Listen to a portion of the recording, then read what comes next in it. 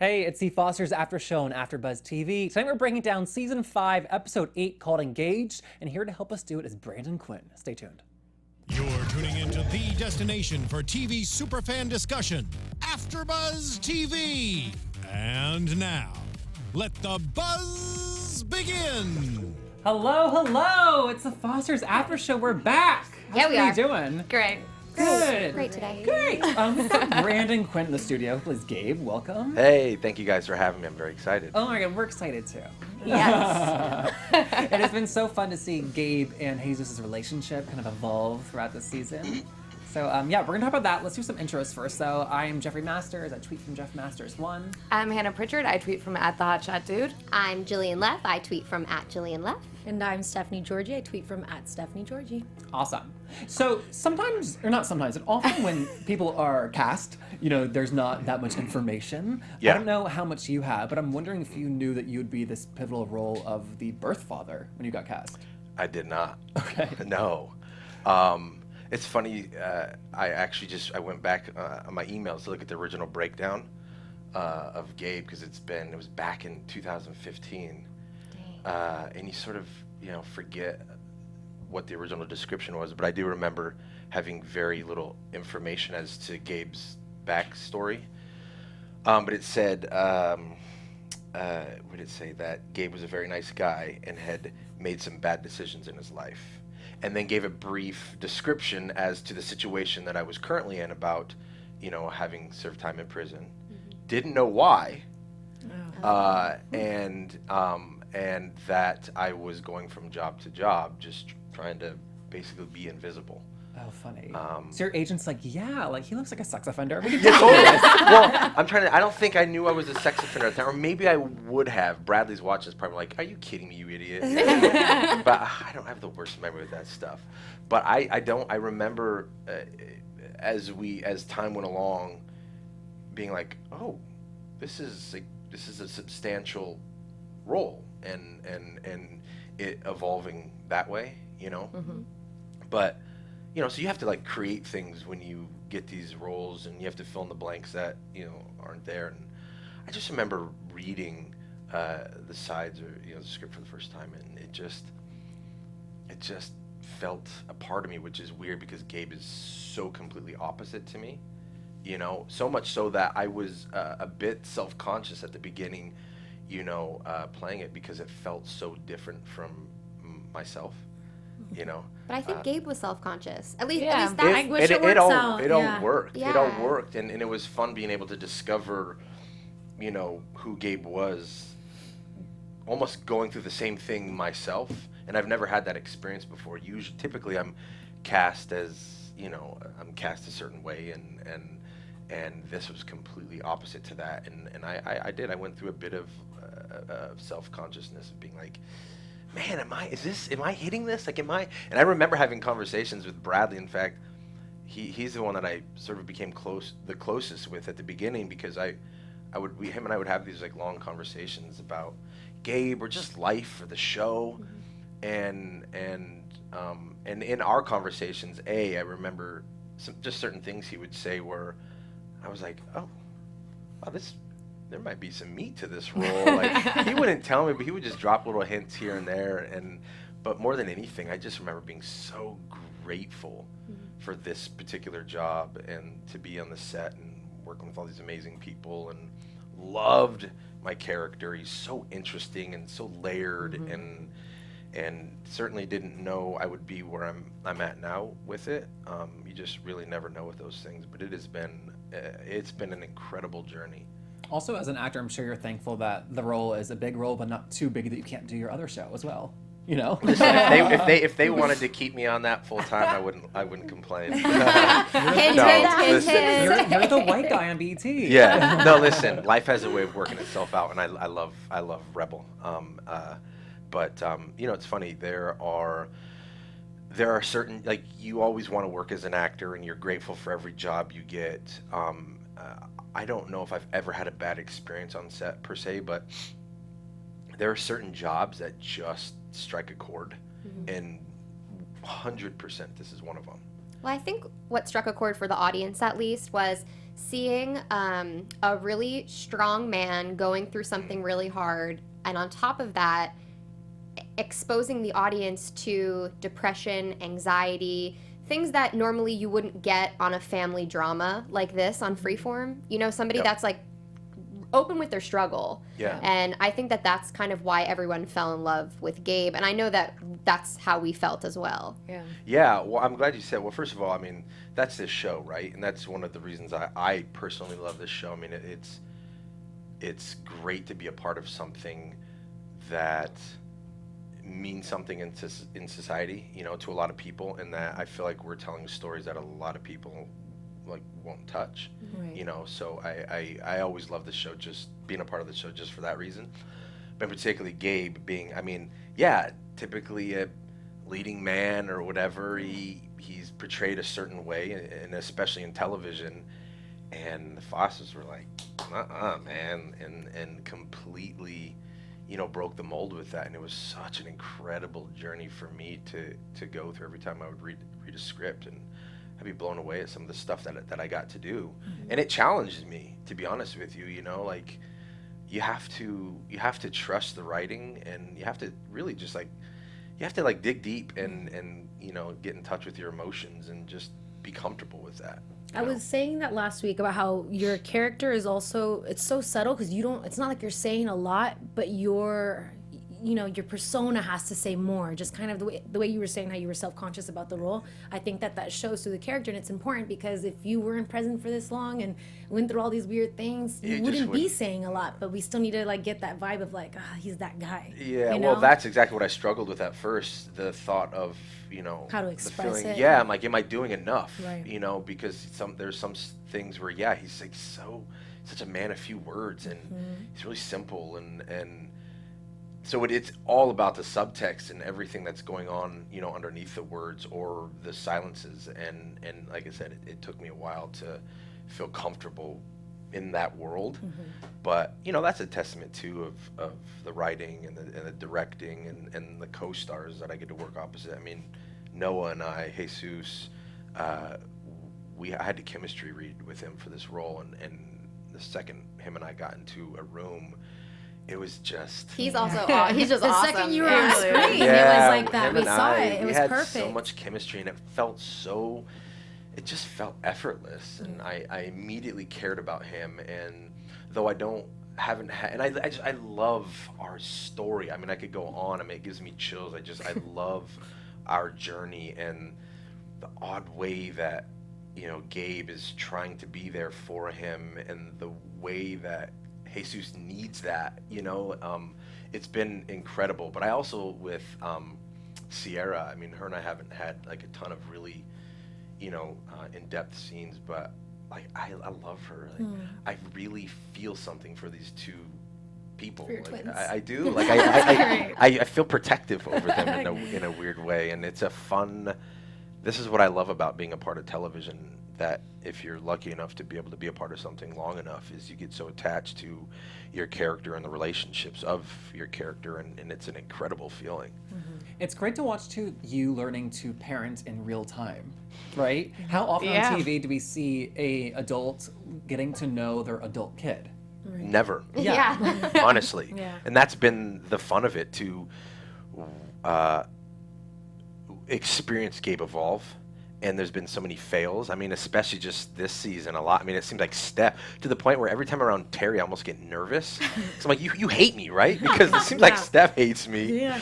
But I love, and again, it's just such a testament to the show and how clear and specific the writing is, and how, you know, they have such a clear vision of what they want. Just like how Gabe is, like, you really get the feeling that he's just wants what's best for his son, and he is a bit socially inept and doesn't quite know how to go around and do things, you know. And it's an awkward situation. I mean, let's be honest, like living in, you know, the garage of your biological child's mother's house. It's not ideal at all. Yeah. And in this episode, we see Gabe talking with Jesus about like the love of his life, Right. and like Jesus and them are feeding off each other, because it seems like Gabe doesn't know these boundaries. Well, that's just it. I loved it. And when we were shooting this, Noah and I were talking about that. I'm like, you're like a bad example for me. You're like pumping me up here. Like, and it's funny, as I was watching the episode, it really, because sometimes like you don't know when you're shooting things. Like my job is to connect with you and to feel, and you hope that it conveys to the audience and the people watching it. But sometimes it's a hit or miss, and there's a lot of things, editing, directing. I mean, there's just a lot of things, right? Or maybe we don't do our job. I don't know. But this episode, you really felt that Jesus was working me up, and and you could see the wheels turn, like, oh wow, yeah, maybe. And it's not that he's like putting the stuff in my head, because clearly those thoughts were there. It's like he needs, almost like he was the parent hoaxing the child, being like, dude, you know, come on, like, don't let this go. This is your chance. And neither one of you has the life experience in terms of like actual relationships other than Anna to like figure out and be like, no, like this is okay. not. These feelings are actually okay, but we're not doing this. Yeah, exactly. No, that's exactly it. And that's why that storyline, I think, was just so great. You get to see, you know, Gabe fail at going about doing things. I like that when we get to see the two of you interact, even though he wasn't raised by you. There are some times where I'm watching thinking, I'm like, oh my God, he's just like Gabe. You know, like I'm saying, and naturally, I think that maybe in the real world, that is something like that would happen. You know, it's inevitable. You have the same bloodline. There are going to be characteristics that are similar, and the way both of the characters handle situations are very similar. So I think that's the reason why Jesus is so drawn and needs you in his life. Yeah. Well, it's funny you say that, because literally just tonight, my wife, we were watching it briefly, and she's like, you guys just resemble each other, and it's not like we even physically look a lot. It's like, I think it's like the build. It's like the way that you guys walk, mannerisms and everything. Yeah, she was, and she's never said that before ever. But she's like, God, you guys look like each other. You feel like father and son.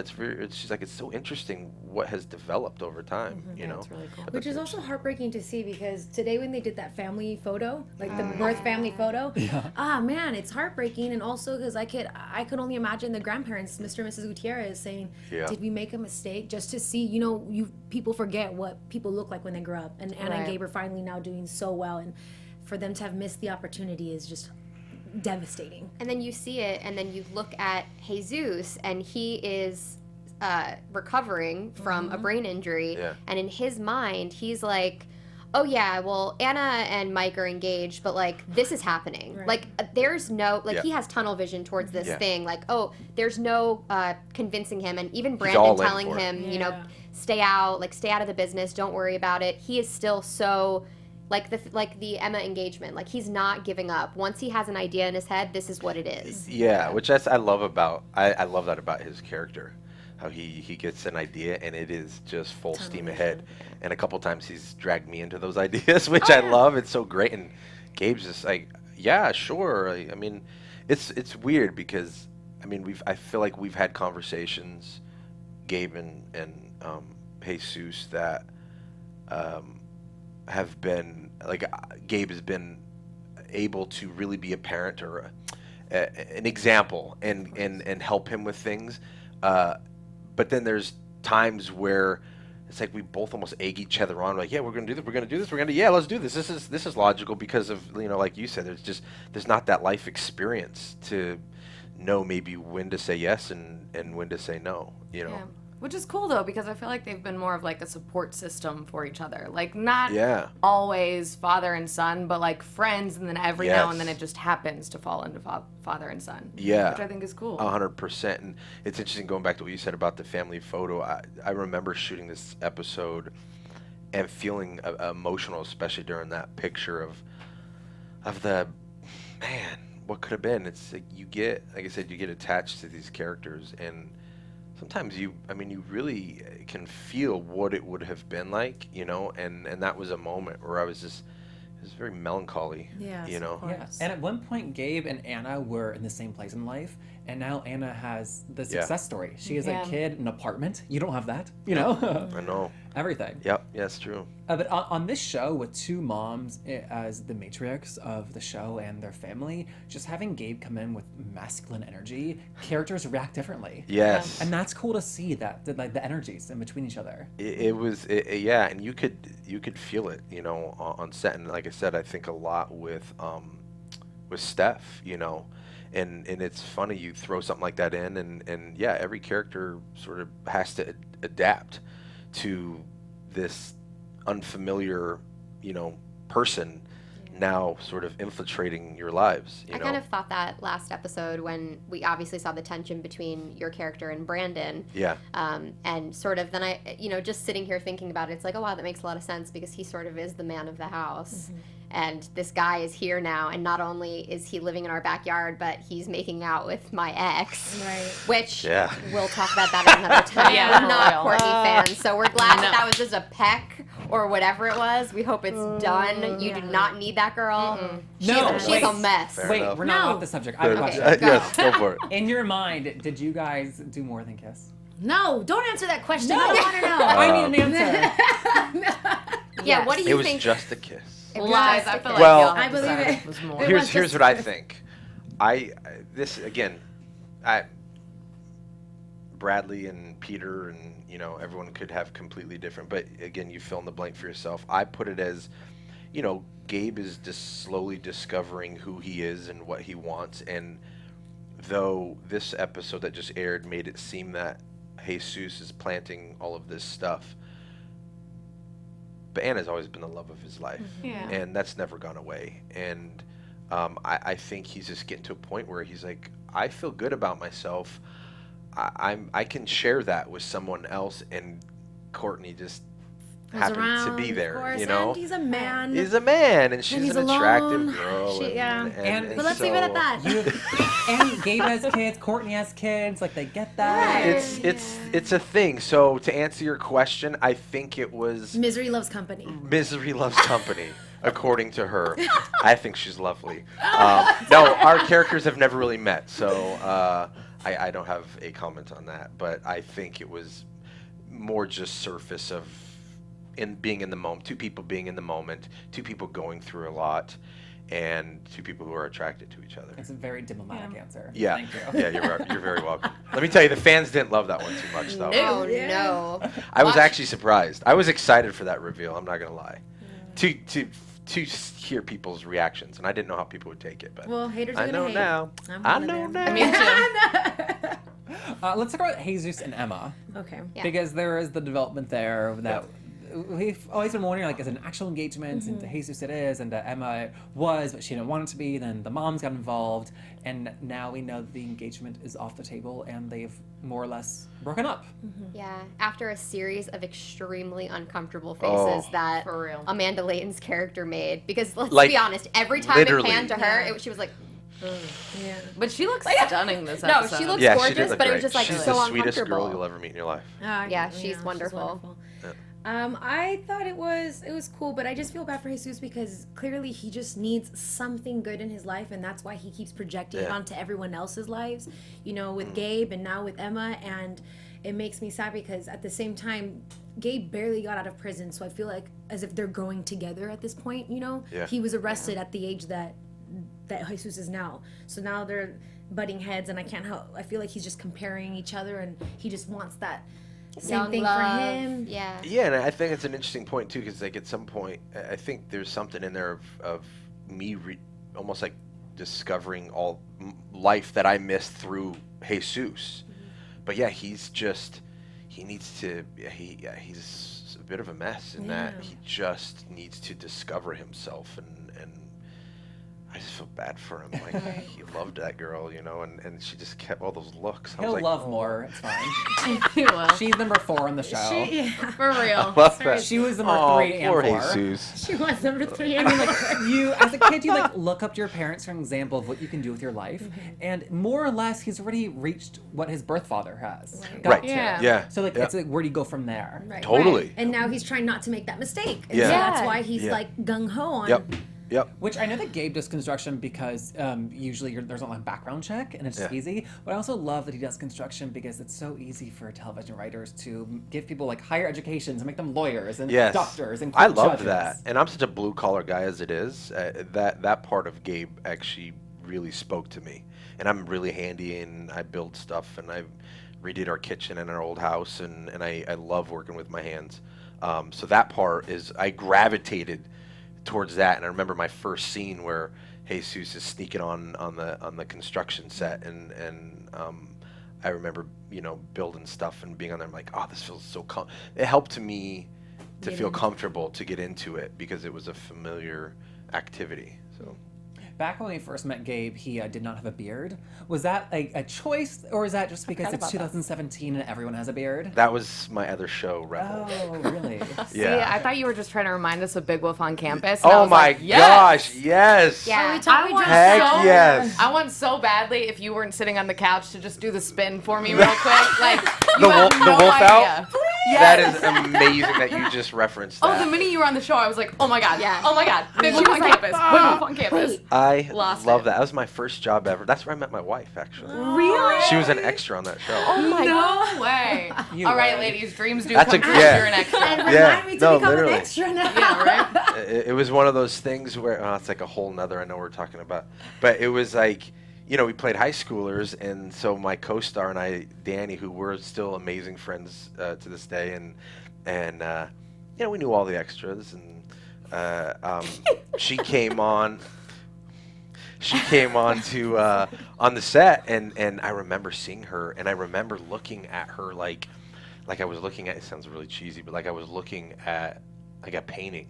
Like I can picture exactly what she was wearing. What she looked like, the smell of the room, Danny was standing right next to me. Like I remember everything. It's so weird, and I'm not like that, okay? And I wasn't looking for that. And This is tragic for me. why is it tragic? Because it's so beautiful. You just don't hear people talking like that. Again, we're stuck in the millennials. Yeah. So. Well, long story short, Danny was. Kind of gave her one of these, and I looked at him, and I just gave him a look, and he knew, like, I've never seen. Okay, I'll stay back. And then you morphed into a wolf, and then I wolfed out, and then there's like a whole nother story that we'll do on another show. But basically, all the extras are like, "Don't do it. He's an actor. He's gonna play you." And That's 18 years and 3 kids later. That a boy. Look at that. And we're more madly in love now than we were when we first met. That's beautiful. That is beautiful. Seriously. But anyway, Big Wolf on Campus is good.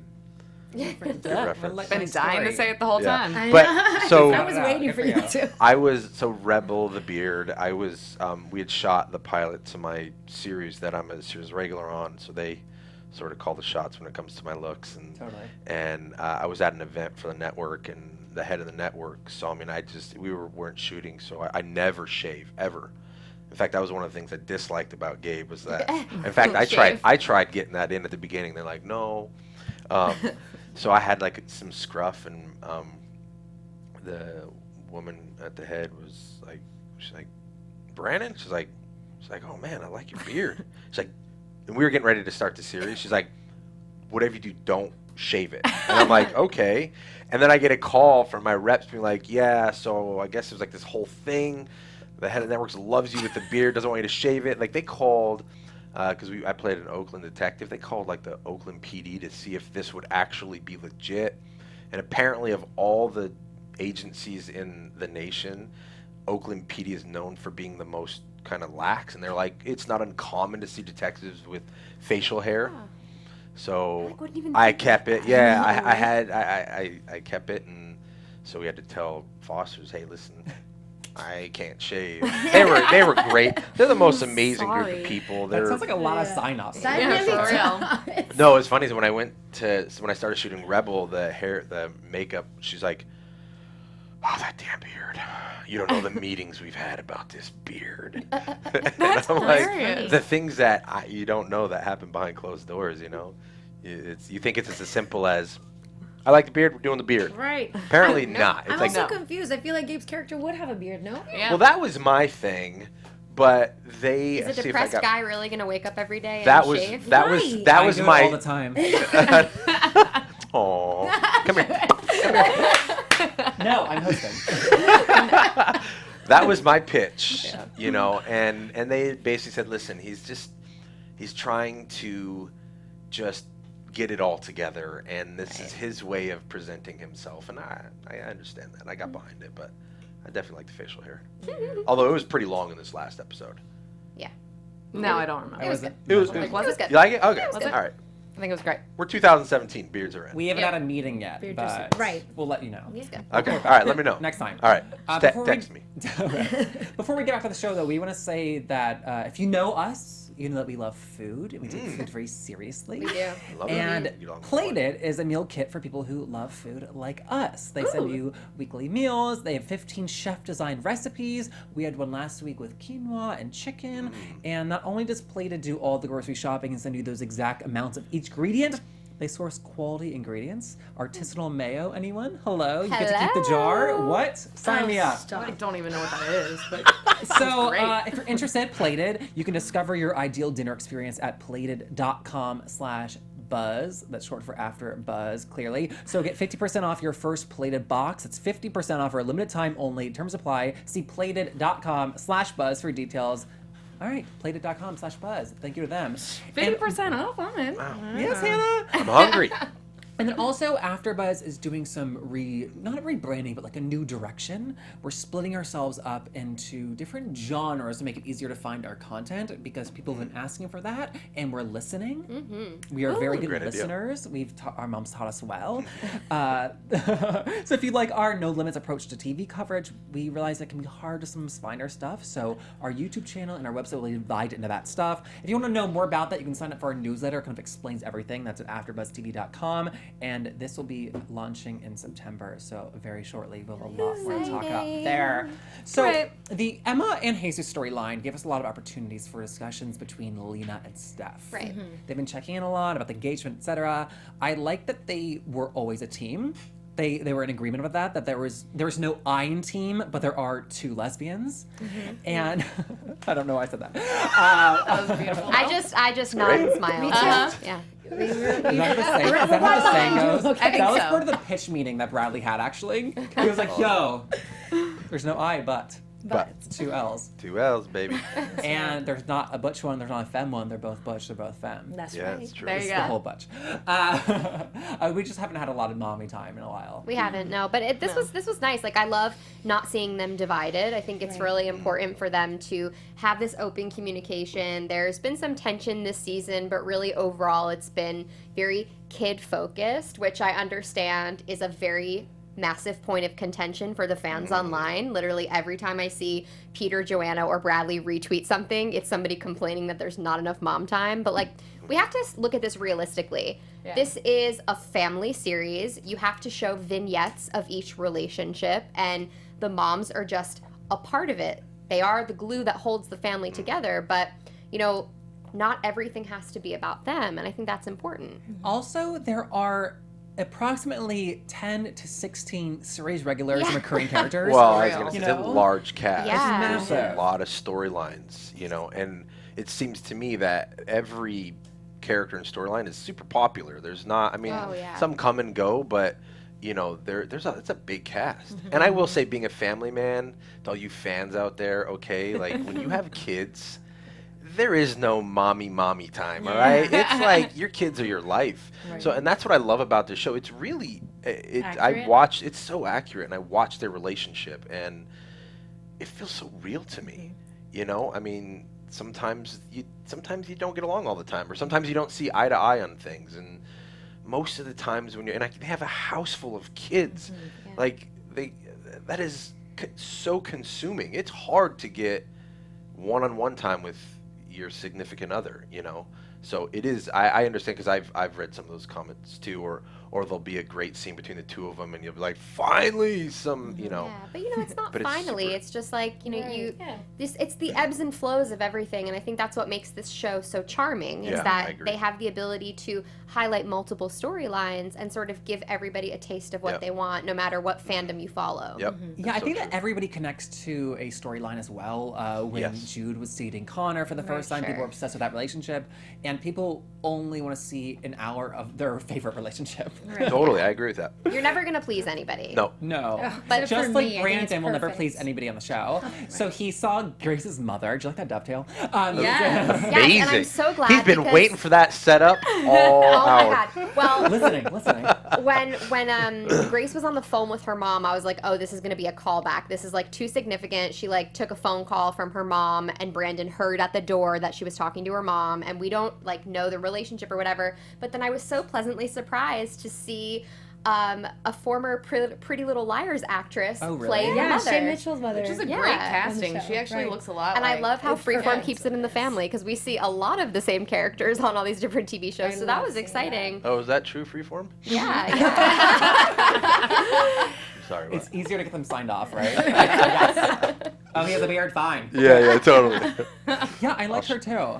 Beautiful woman. Yes, she's gorgeous. But I'm curious to see, you know, obviously this was a really cute episode for Brandon and Grace. I love the conversation that they had about prom and It's great. and promposals, Yes, which like it's that was perfect. never a thing No. when I was in high school. I read that script and I was like, wait, I don't get it. You're What's like, going what's on a here? For me, it promposal? was. What is going on here? Are you serious? I had a promposal. It was What? lovely.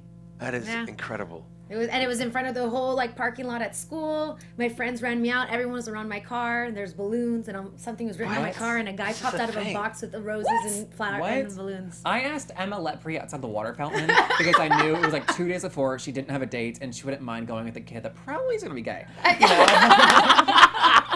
Thank you, girl. And I love did wear that. purple. Jokes on her. Yes, seriously. Now she has short hair. Maybe jokes on me. Oh, wow. That's a Oh, fun wow, joke. I don't bold. care. But on the record, I think it started with Laguna Beach. Oh yeah, I that think it MTV. started Oh my there. gosh, it did. I totally remember that. I was a little jealous. In Culver City, there's like the Culver City Steps, which is like a little hiking trail. And if you look down, there's graffiti on like the waterway, and there's a massive thing that says prom ? And I always want to be like, wow, who did that? That's amazing. And Yeah. it's pink, so I feel like it's a guy who painted it pink for her. I have a whole storyline. with That's that. incredible. Yeah. When I was in high school, it was, hey, what's up? up, man? What's up? You want to go prom? Yeah. Cool. Okay. I'll call you later. And that was it, man. Like, you know. I'll see you there. Yeah, totally. Yeah. It's weird. But I loved that scene. It's funny. I was one of this on Brandon's. I'm like, dude, come on. She's wanting something here, man. He played that so great. I really am enjoying Brandon and Grace, but I just wonder, was the preview to this week's episode setting us up for something bad to happen between them, or something bad that's happening with Grace? Like Fault in Our Stars bad? Yes. Yeah. Is that why she's homeschooled? Something's wrong with her. That's why she's You know. doing the I don't like know this. dangerous thing a day or thing that scares Something her that a day. scares me a day. Ugh. It just like kind of kills me because everything is so good. And Brandon like needs this win. I know. really feel like he does. The writers are cruel to Brandon. This is like an abusive relationship. Season 1, his hand slammed on the car door. Yeah, so remember Oh, that. really? That was before Gabe's time. Yeah. That was like the end of season 1. We were like, is she gonna live? Yeah. Well, you know what? Wow. This is better to happen to Brandon than to anyone else. In fact, I just wrote this in a spoken word of mine that as an artist, no, I know this it's a lot, but as an artist, we thrive in pain. So like at the very least, when something like that happens, you can just hold on to that to inspire you. So Oh God, but that's an awful thing to think of. It is. I thought Please you were die, then I'll be inspired. But I'm just saying, like, so so how I said it, I'm comforted to be an artist. For at the very least, we thrive in pain. Yeah. So then at least he could see it into something else, because when passion evolves into that, then we're gonna see it. I'm just heartbroken because we have to see Grace being this wonderful person, which ultimately, if we find out that she has a sickness, I almost feel as if the audience and the people around her aren't allowed to be as sad, because look how wonderful she's being, you know? Yeah. And I thought she's you were strong. saying that you wrote a spoken word Yeah. about Brandon, so I'm glad it was about art. That's Yeah, No, it was about just art. Yeah. about art, But that right? actually makes complete sense for our other two artists, Callie and AJ, who both grew up in foster care. Right. And they're now going to school for that. And we had that little like minor conflict. What were you going to say, Jillian? Oh, I'll talk about it in predictions. Okay, we'll get there in like 2 minutes. Okay, great.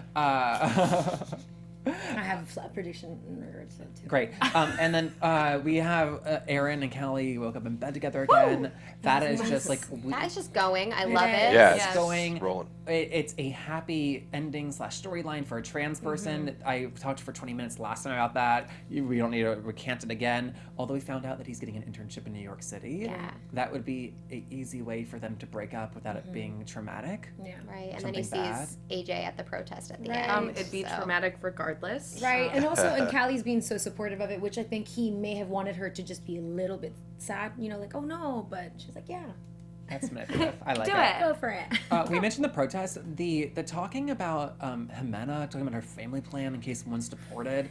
This is like the most serious shit that they've covered, I think, too, and currently political today. It's to have pretty powerful. Yeah, to have the opposing side of the protest saying "build the wall." Right. I know that this was written beforehand, but it's also still terrifying and disgusting that it's not. It's still #1 in the news. Yeah, yeah, I know. I'm happy that they brought it up, and I'm happy that they showed her side of it. Oh, and this is the part that always makes me emotional, just because my family and everything. But it's just, it sucks that conversation, and I've heard it amongst like some of my friends, but it does happen. What are we gonna do if we leave? And the worst part is that the parents are always gonna say, no, stay here. And you have to accept it. You have to be apart from your family because they only want that success for you. So to have to accept that and prepare yourself mentally is awful. Yeah. Some predictions for next week. We see that ICE is at the prom. Yeah. The immigration control. We see the prom. We don't know exactly what configuration of kids will be there. And then there's also more drama with Grace somehow and her mom, Aaron, and somehow we'll figure that out. Jillian, did you have a specific prediction? Yeah, so remember how earlier when we first met Grace, she was doing one bold thing a day, and we didn't find out why? That's why. Perhaps at a bucket list of sorts? Because she's like 30 days left to live. I don't know. I mean, that is immediately where my mind went because I thought, oh my God, like this is so a walk to remember. And that's what everyone's saying online too. Like, this is giving me like walk to remember vibes. Also, we saw her wig on the nightstand the other day. Did we? Shut up. Never mind, wrong show. Oh, that was RuPaul's Drag Race. I forgot. Sorry. But she did God, say, like, where My heart just sank. She has good hair. We had her in the studio 2 weeks ago. yeah, and when she was here, she said that would all come down to a certain thing why she was doing that. Remember? Yeah. She said there was a whole storyline behind Just that. so Brandon needs another death. Right. Great. Oh my God. Poor Brandon. Great. Poor Brandon, but better him He's than got a anyone else on heart. that show, though, because they couldn't handle it the way he does. Does he handle it? We'll see. He's probably gonna write something pretty crazy soon. I'm just saying. Yeah, we haven't seen him angsty in a while. We've We said haven't. that. He blew up at me. Jeez. Yeah, I know. That's because Gosh. you're arguing over girls. Together. Yeah, totally. True. Does anybody have any concrete predictions? No, No, I agree with that. I just like want next week to happen. Okay, it's wow, the y'all are finale. useless. Oh, Right. and AJ and Jimena. Oh, next week's yeah. week's They're a a thing. They're gonna be a thing. Oh, Yeah. that's cute. Next week's finale. Yep. Wow. Yeah. I want to know what's in the letter. Are you able to tell us if we'll see Gabe again? You left a letter. You will not see Gabe again. Oh, really? Yeah, I don't know. If You I'm mean gonna in take- this season or like yeah, what you saying? in this season. Okay. Oh, Woo! okay. So Well, for the I finale. actually, the funny thing is, I know nothing. Yeah, you don't. I Right. mean, they're like writing They it don't. right now. Yeah, they don't Yeah. tell me anything. I don't know. I kid you not. Every season we're done, I'm like, Am I gonna be well, on there now? hope I see you guys again. Yeah. Well- I sort of say goodbye to everyone, hoping, but I don't know what they're gonna do with Gabe. But I don't know. I feel like it's not the end. Yeah. Yeah. Anna's storyline is woven in and out so much. Also, when we met her, she was, I think, still using drugs, like Right. Yeah. living poorly. Oh, and she's Like, so strong I think now. they like to give people like Brandon, like your Brandon, people like your character, like the redemption storyline. Yeah. And spread it out. Why? Yeah, I am because I know we get scripts and I know nothing further than what I read on the paper, and I was like, oh, this is it. Like Anna and I are gonna walk off into the sun. Boy, hearing people's reactions on that was, interesting. I mean, it was there are two sides. I felt like for the sure. political atmosphere of 2017. Like Foster's great debate. yeah, totally. Yeah. But I'm very curious where we go from here. Yeah, it'll be interesting. Totally. Well, we really appreciate you coming in Yeah. tonight. Thank you thanks so guys. much. Yeah, you guys are Insights. wonderful. It was very If people fun. want to yell at you online, is that Yes. best your Twitter? Is that the Yeah, best Twitter, place? Instagram, the Brandon Quinn. Twitter, the Brandon Quinn, and Instagram. Those are Not to my be two. confused with Robert Quinn. Yes, Yeah. not to On be. the show. Nope, Stop. not to be. Fantastic. And Wow, someone's hot over here. Kurt Smith. Kurt Smith is everything. Okay. We'll see everybody next week for the finale. Until then, we're also on social media. I tweet from Jeff Masters 1. Hannah. I tweet from @thehotshot dude. I tweet from @Jillian Leff. And I tweet from @Stephanie Giorgi. Okay, bye-bye. Thank you guys very much. Yeah, of course. From executive producers Maria Menounos, Kevin Undergaro, Phil Svitek, and the entire AfterBuzz TV staff, we would like to thank you for listening to the AfterBuzz TV network. To watch or listen to other after shows and post comments or questions, be sure to visit AfterBuzzTV.com. I'm Sir Richard Wentworth, and this has been a presentation of AfterBuzz TV. Buzz you later.